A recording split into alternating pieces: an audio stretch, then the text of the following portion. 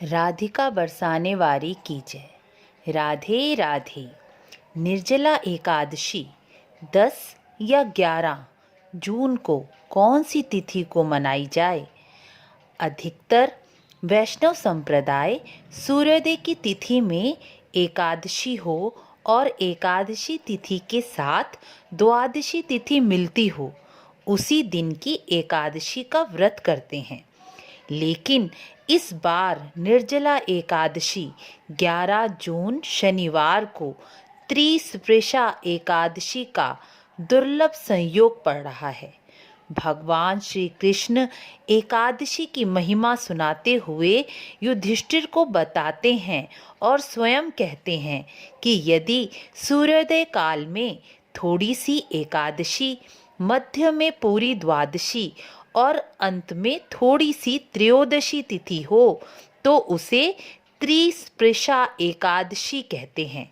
यानी 3 तिथियों का, एकादशी, द्वादशी और त्रयोदशी तिथि का एक ही तिथि में होना या एक ही तिथि में स्पर्श करना, उसे त्रिस्पृशा एकादशी कहा जाता है। यह त्रिस्पृशा एकादशी भगवान को अत्यंत प्रिय है और यदि ऐसी त्रिस्पृशा एकादशी का व्रत नियम पूर्वक कर लिया जाए तो 1000 एकादशी व्रत का फल प्राप्त हो जाता है। इसलिए इस बार इस दुर्लभ संयोग की एकादशी 11 जून को प्राप्त हो रही है, तो 11 जून को ही यह व्रत करें। ऐसा नहीं है कि 10 जून को एकादशी का व्रत नहीं है। 10 जून को भी एकादशी का व्रत करने वाले को एकादशी का फल प्राप्त होगा, लेकिन एक ही एकादशी का फल प्राप्त होगा। लेकिन 11 जून को जो दुर्लभ संयोग के साथ एकादशी तिथि मिल रही है, उससे अधिक 1000 गुना फल 11 जून की एकादशी करने वाले को प्राप्त होगा। और देखिए, हम तो सब गृहस्थ हैं और गृहस्थ लोग थोड़े में ही अधिक प्राप्त करने की इच्छा रखते हैं। तो इस दिन के दुर्लभ संयोग का लाभ उठाएं और 11 जून को ही एकादशी का व्रत करें। 11 जून को ही एकादशी का व्रत करें। निर्जला एकादशी के व्रत की महिमा बताते हुए महाभारत में महर्षि वेद व्यास जी कहते हैं कि दोनों पक्षों की एकादशी को मनुष्य को भोजन तो कदापि नहीं करना चाहिए। द्वादशी के दिन स्नान कर भगवान केशव का फूलों से पूजन कर ब्राह्मण को भोजन देकर ही स्वयं भोजन करना चाहिए। एकादशी का इतना महत्व है कि जनाना शौच और मरणा शौच अर्थात किसी के जन्म के सूतक पर या मरण के सूतक पर भी एकादशी को भोजन नहीं करना चाहिए, अर्थात एकादशी का व्रत अवश्य ही करना चाहिए। ज्येष्ठ मास के शुक्ल पक्ष की एकादशी का व्रत निर्जल रखने वाले को मनुष्य को पूरे साल की एकादशियों का व्रत का फल प्राप्त हो जाता है। इसलिए इसे निर्जला एकादशी कहा जाता है। जो निर्जल रख सकते हैं उनके लिए तो यह सबसे श्रेष्ठ है, लेकिन जो निर्जल नहीं रख सकते वह भी यह एकादशी अवश्य ही रखें। एकादशी फलाहार कर कर रखें या निर्जल रखें, लेकिन रखें अवश्य। एकादशी के दिन भोजन करना पाप का भोजन करना माना गया है।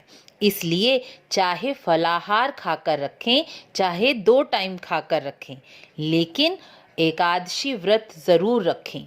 जो कभी भी पूरे साल की एकादशी नहीं रखते वह भी यह निर्जला एकादशी तो अवश्य ही रखें, क्योंकि यह साल की बड़ी एकादशी में आती है।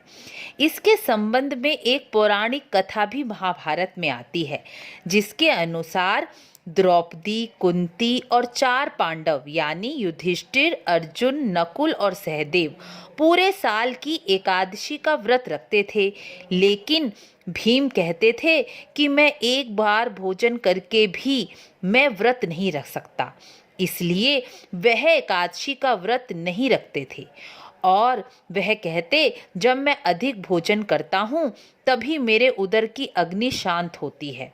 इसलिए मुझे वर्ष भर में कोई ऐसा एक उपवास बताइए जिसे करके स्वर्ग और मोक्ष दोनों की प्राप्ति हो जाए। तब वेद व्यास जी ने भीम से कहा था कि यदि भीम तुम ज्येष्ठ मास की एकादशी को यत्न पूर्वक निर्जल व्रत करो और द्वादशी को प्रातःकाल स्नान कर ब्राह्मणों को अन्न जल का दान देकर फिर अन्न जल ग्रहण करो तो तुम्हें वर्ष भर में जितनी एकादशी होती है उन सब का फल एक ही निर्जला एकादशी के व्रत के सेवन से तुम्हें प्राप्त हो जाएगा। इसमें जरा भी संदेह नहीं करना चाहिए। जो मनुष्य यह निर्जला एकादशी निर्जल होकर रखता है उसे पूरे साल की एकादशी के व्रत का फल प्राप्त हो जाता है। इसमें कदापि संदेह नहीं करना चाहिए क्योंकि यह बात स्वयं शास्त्रों में कही गई है।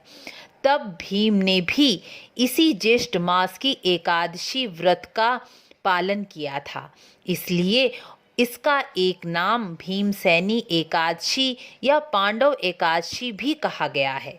जो निर्जला एकादशी की महिमा को इस कथा को भी भक्ति पूर्वक सुनते हैं, कहते हैं, वह भी स्वर्ग लोक को प्राप्त हो जाते हैं।